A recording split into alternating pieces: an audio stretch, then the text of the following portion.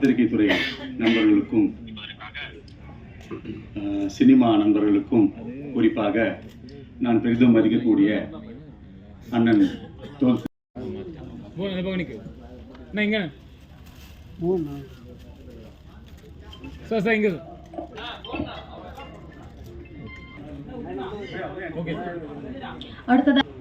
அடுத்ததாக விழாவை சிறப்பிக்க வருகை தந்திருக்கும் தயாரிப்பாளர் திரு செந்தூரன் அவர்களை மேடைக்கு வருமாறு அன்புடன் அழைக்கிறோம். திரு முக்கீழன் அவர்களை மேடைக்கு வருமாறு அன்புடன் அழைக்கிறோம். அடுத்ததாக படத்துல ஒர்க் பண்ண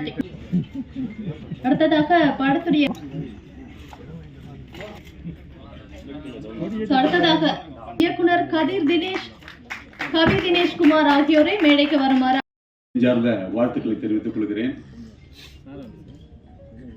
எனக்கு சின்ன வயசுல இருந்து படம் பண்ணணும்னு, படம் பார்க்கவும் ஆசை, படம் பண்ண வேண்டும் என்றும் ஒரு ஆசை. அப்படி கதை கலங்களை கேட்டுக்கொண்டிருக்கின்ற பொழுது சாதாரணமான படங்களை எடுக்கிறதுல எந்த விதமான பிரயோஜனமும் இல்லை. ஆனால் சமுதாயத்திற்கு ஏதாகிலும் நம்ம செலவு பண்ற பணம் சமுதாயத்துக்கு ஏதாகிலும் ஒரு கருத்தை சொல்ல வேண்டும் அப்படி என்று முடிவெடுத்த போது அப்போது கிடைத்த கதை தான் இந்த திரைப்படத்தினுடைய நெஞ்சு பொறுக்குதல்லைய கதை.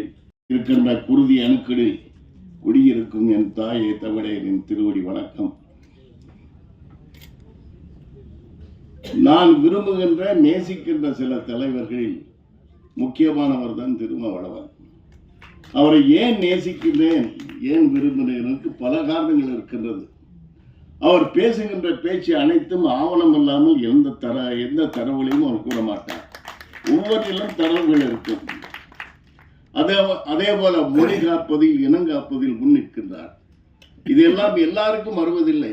ஒரு சிலருக்கு அவர் அந்த சில தலைவர்களில் ஒரு தலைவர் தான் மதிப்புக்குரிய விடுதலை சிறுத்தைகள் இயக்கத்தின் தலைவர் திரு திருமாவளவன். இப்பதான் பேசுறாரு. எனக்கு ஒன்னே ஒண்ணுதான் அவர் மேல ரொம்ப ஆரம்பத்தில் ரொம்ப பிடிச்சது என்னன்னா, ஒரு கூட்டம் கூட்டினாருங்க, 5000 பேரை திரட்டினாரு. அத்தனை பேருக்கு தமிழ் பேரை மாத்தினாரு. யார் செஞ்சிருக்கிறார்? அவங்க அப்பா தொல்காப்பியன்னு மாத்தினாரு. அந்த பக்கத்தில் இருக்கிறாரு பாருங்க, அவர் பேர் ஒரிஜினல் பேர் எனக்கு என்ன தெரியாது, வள்ளியரசு. அதே மாதிரி நீங்க சுவர் விளம்பரம் எல்லாம் பாருங்க, எங்க பார்த்தாலும் ரமேஷ் குமேஜிக்காம இவன் என்னென்னமா இருக்கும். ஆனா இவங்க கட்சி சுவர்ல பாருங்க, சிந்தனை செல்வன், வன்னியரசு, சிற்பி, என்னென்னமோ அத்தனையும் தூய தமிழ் பேர்கள். அதனாலதான் எனக்கு அவர் மேல ரொம்ப ஈடுபாடு. அவர் உண்மையை தான் பேசுவார், பெரும்பாலும் உண்மையை பேசுவார். அவர் எதையும் பேசாத உண்மைகள் கிடையாது. அவர் பாராளுமன்றத்தில் பேசுறேன் பார்த்தீங்கன்னா அத்தனைக்கு ஆவணம் இருக்கும், யாரும் பதில் சொல்ல முடியாது. இப்போ நான் கூட இந்த சில கருத்துக்கள் சொல்லலாம்னு நினைச்சேன். ஆனால் அவர் பணி இருக்கனால என்னால் சொல்ல முடியவில்லை. அதனால் அடுத்த ஏதாச்சும் சந்தர்ப்பங்கள் இருந்தால் அதில் நான் அறிவியல் பற்றி சில அவர்கிட்ட, ஏன்னா அவர் பேசுகிறதெல்லாம் அறிவியல் சம்மந்தமாக பேசுவார். அவர் சொல்கிற ஒவ்வொன்றும் இந்த திராவிடத்தை பற்றியோ தமிழ் தேசத்தை பற்றியோ திராவிட கருத்தியல்னு சொல்லுவார். அதெல்லாம் எவ்வளவு அவர் அற்புதமான ஆவணத்தோடு பேசுகிறாரு. இந்த புராணங்களை வச்சுக்கிட்டு இவங்க அடிக்கிற கூத்துருக்கு பாருங்க. ஒரு மத்திய அமைச்சர் சொல்லியிருக்கிறாங்க, ஏன் முனிவர் ஒருத்தர் விமானத்தை ஏற்கனவே 5000 ஆண்டுகளை கண்டுபிடிச்சிருக்காரு. ஏங்க 11,000 மேலே போனால் சுவாசிக்க முடியாதுங்க.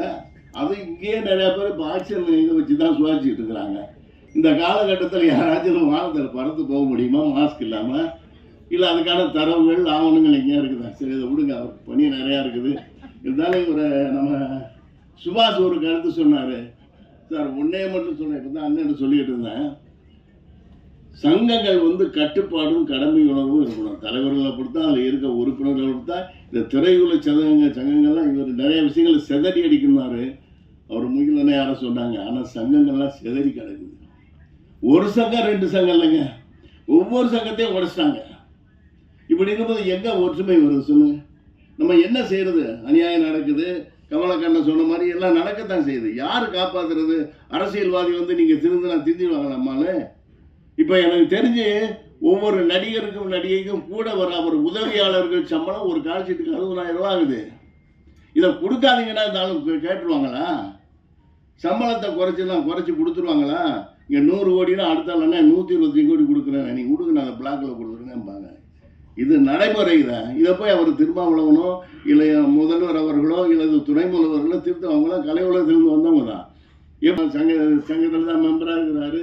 ஆனால் ஒரு அற்புதமான ஒரு சின்ன பட்ஜெட்டில் ஒரு அழகான ஒழிப்பு இது. நான் ரசித்து பார்த்தேன்.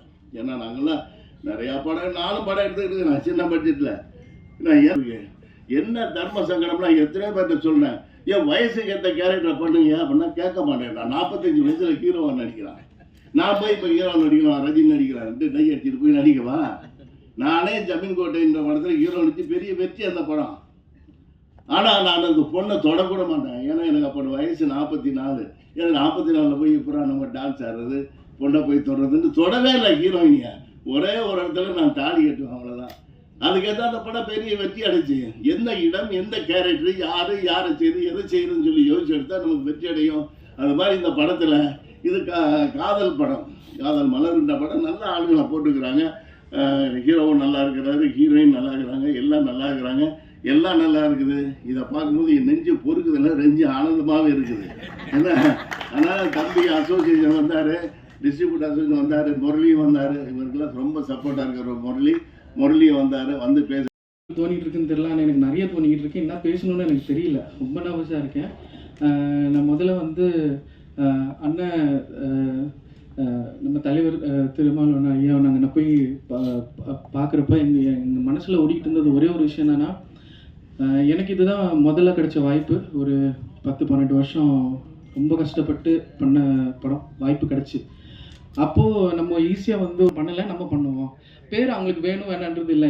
எங்களை பொறுத்த வரைக்கும் அந்த இருவர் ஒரு கலையை கொடுத்துருக்குறாங்க, அதை நீங்கள் பார்த்து ரசிக்கிறீங்க. ஸோ இப்படியே நம்ம கேரி பண்ணோம்னு சொல்லிட்டு நாங்கள் ஒரு கதையை டிசைட் பண்ணோம். என்னன்னா, பண்ணுறது ஒரு படம், அடுத்தது நம்மளுக்கு கிடைக்கும் கிடைக்காதுன்றதுல ரெண்டாவது. ஆனால் சோஷியல் மெசேஜ்னு ஒன்று இருக்கணும். இதில் மெசேஜ்னு நம்ம கற்றுக்கிற விஷயங்கள் நிறையா இருக்காது, ஆனால் உங்களுக்கு தெரிஞ்சிக்க வேண்டிய விஷயங்கள் நிறையா இருக்குது. நம்ம இப்போ எல்லாமே மொபைல் ஃபோன்ஸில் இருக்கிறோம், வேலை பார்க்குறோம், வீட்டுக்கு வரோம், நம்மளாம் லவ் பண்ணியிருப்போம், லவ் பண்ணவங்களுக்கு கல்யாணமும் கட்டியிருப்போம். ஆனால் இந்த மாதிரியான சொசைட்டிக்கு நடுவில் ஒரு கூட்டம் இருந்துக்கிட்டு இருக்கு. அவங்க ஒன்றுமே அவங்களுக்கு உண்டான ஃப்ரீடம் கிடைக்க மாட்டேங்குது. அவங்க லவ் பண்ணி கல்யாணம் கட்டிக்கிட்டாங்கனாலும், இல்லை லவ் பண்ணிக்கிட்டு இருக்கிறப்பவே, இல்லை லவ் சொல்கிறதுக்கே பயமாக இருக்கிற ஒரு சில பிரச்சனைகள் இந்த சமுதாயத்தில் போயிட்டுருக்கு. ஸோ நாங்கள் டிசைட் பண்ணி எப்படின்னா, ஒரு ஒரு குளோபலாக நடக்கிற இஷ்யூ. இது வெறும் தமிழ்நாட்டையோ இந்தியா மட்டும் கிடையாது, இது உலகம் ஃபுல்லாக நடக்கிற ஒரு குளோபல் இஷ்யூவை நம்ம கொஞ்சம் ஒரு எக்ஸ்பெரிமெண்டலாக ஒரே ஒரு வீட்டுக்குள்ளே சொல்லுவோம் அப்படின்னு சொல்லிட்டு தான் டிசைட் பண்ணது. ஸோ இதுக்கு எங்களுக்கு ஸ்ட்ராங்காக சப்போர்ட் பண்ணது. நிறைய சேலஞ்சஸ் இருந்துச்சு. எங்கள் ப்ரொடியூசரை கன்வின்ஸ் பண்ணுறது வந்து இப்போ இருக்கிற டிரெக்டர்ஸுக்கு ரொம்ப டஃப், கிடைக்க மாட்டாங்க. பணம் இருக்கிறவங்க தெரிஞ்ச ஆர்டிஸ்ட்டை வச்சு போடணும், இல்லை யாருன்னா ஒருத்தர் படம் பண்ணிட்டு வந்திருக்கும். இப்படி இருக்கிற ஒரு சுச்சுவேஷனில் எங்கள் அண்ணன் வந்து அண்ணன் எனக்கு வந்து நான் ரொம்ப சின்ன பையன்லேருந்து தெரியும். ஸோ அவர் ரொம்ப கன்சிஸ்டன்சி பார்த்துட்டே இருந்தார். இவன் எதுவுமே இல்லை, நான் எந்த ஒரு வேலைக்கு போவேன், எனக்கு ஒரு சின்ன ஒரு 1000-2000 பிரச்சனை இருந்துச்சுன்னா ஏதோ ஒரு வேலைக்கு போயிட்டு 1 மாதம் சம்பளத்தை வாங்கிட்டு ரெசிக்னேஷன் போட்டு நான் வந்துடுவேன். எனக்கு சினிமா அப்படி தான், எனக்கு அதில் மட்டும்தான் எனக்கு மைண்டு போகும். அந்த கன்சிஸ்டன்சி பார்த்துட்டே இருக்கிறப்போ கொஞ்சம் வருஷம் கழிச்சு அப்புறம் நான் சொன்னேன், நீங்கள் ஒரு சப்போர்ட் பண்ணுங்கண்ணே அப்படின்னு சொன்ன பிறகு கதை என்ன அப்படின்னு கேட்டேன்னா, நான் இந்த மாதிரி நான் கதை இதெல்லாம் இருக்கணுன்னே அண்ணன் வந்து மறுபேச்சு எதுவுமே கேட்கல. நீ பண்ணிவிடு, நீ கான்ஃபிடென்ட்டாக இருக்கியா, டெஃபினட்டாக நான் உனக்கு இது பண்ணுறேன், நீ இது ஒன்றால் முடிக்க முடியுமா அப்படின்னோடனே. ஆனால் என்கிட்ட ஒரு சின்ன பிளான்ஸ் இருக்குன்னா, நம்ம அந்த மாதிரி பிளான்ஸ்லாம் நம்ம எக்ஸிக்யூட் பண்ணோன்னா கண்டிப்பாக இந்த படத்தை நான் யாருன்னு தெரியாது, ப்ரொடியூசர் அண்ணன் இந்த உலகத்துக்கு யாருன்னு தெரியாது. இந்த கதையை நம்ம கொண்டு போகணுன்னா, நிறைய பேர்த்துக்கு தெரிய வைக்கணும்னா, இந்த மாதிரியான சோஷியல் இஷ்யூஸை ஹேண்டில் பண்ணுற ஒரு பெரிய பவர்ஃபுல்லான மென் நம்மளுக்கு வேணும்னு அவங்கள நம்ம நோக்கி போனோம் அப்படின்னு சொல்லிட்டு படம் முடிச்சுட்டு சப்போர்ட் பண்ணிட்டு வந்தாச்சு.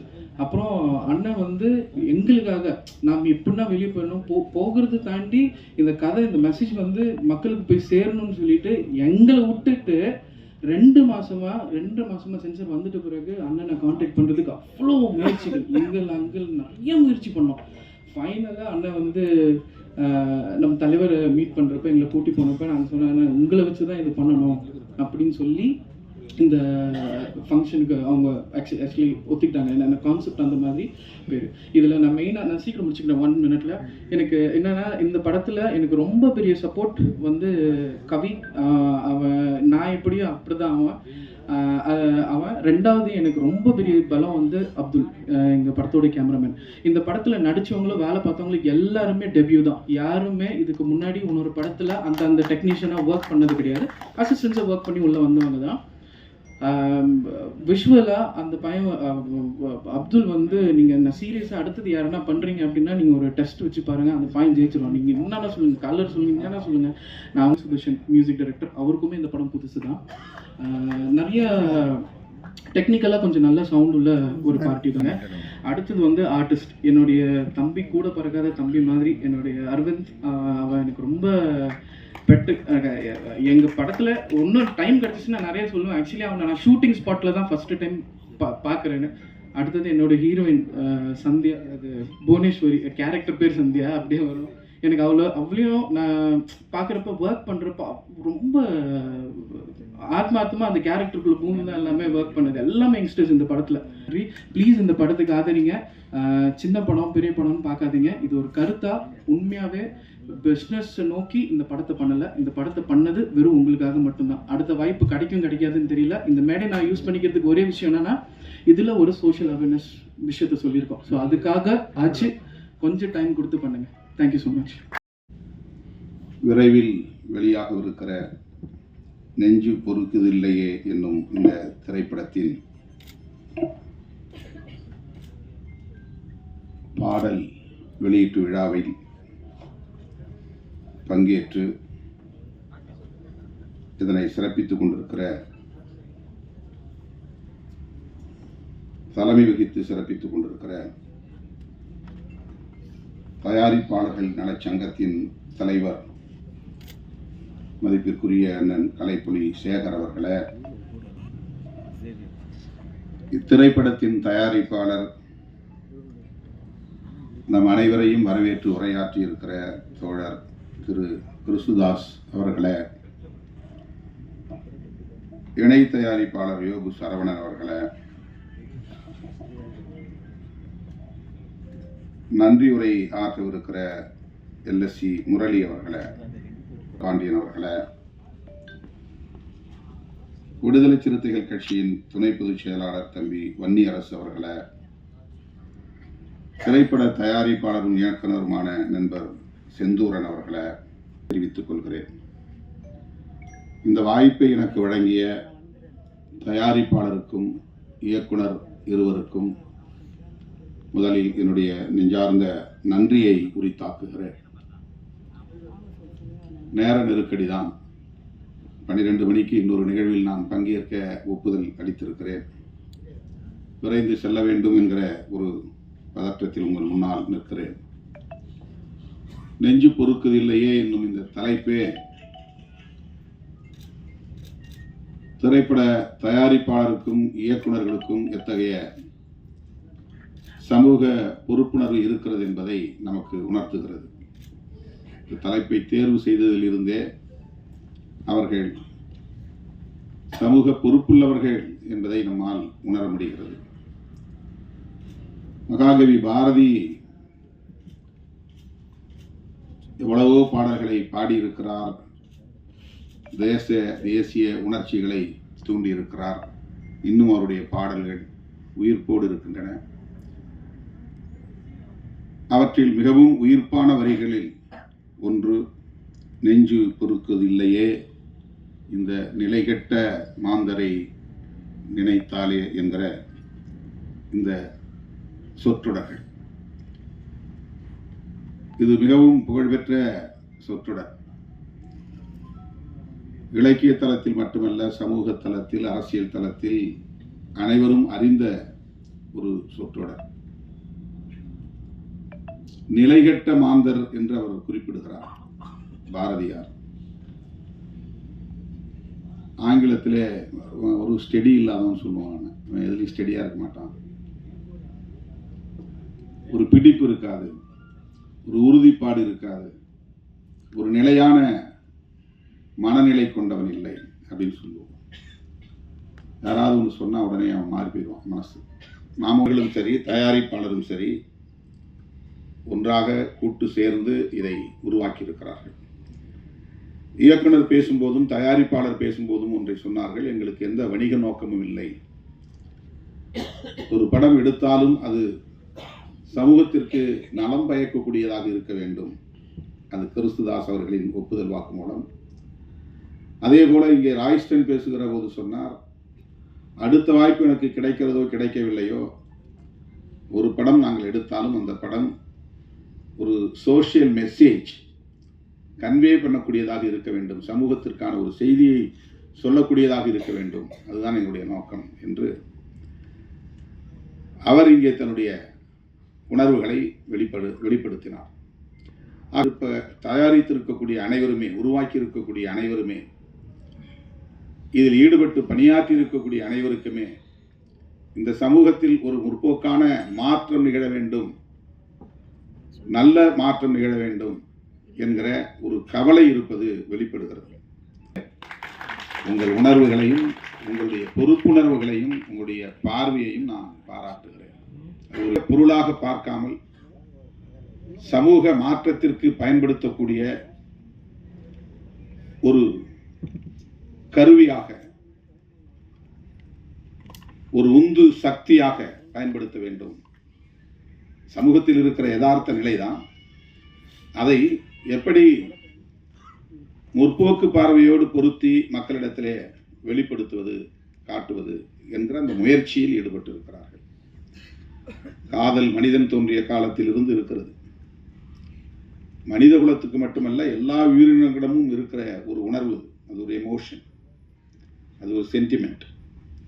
இயக்குனர்கள் இதை போஸ்ட் மேரேஜ் என்கிற அடிப்படையிலே, காதலுக்கு பிறகு, திருமணத்திற்கு பிறகு அவர்கள் எதிர்கொள்ளக்கூடிய ஒரு சமூக பிரச்சனையை மையப்படுத்தி, எல்லோரும் ஏற்கனவே பேசியிருக்கிறார்கள் என்றாலும் கூட ஆணவ கொலைகள் குறித்து நாங்கள் ஒரு புதிய கோணத்தில் இதை மக்களுக்கு சொல்ல விரும்புகிறோம், அதுதான் இந்த படம் என்று குறிப்பிட்டிருக்கிறார்கள்.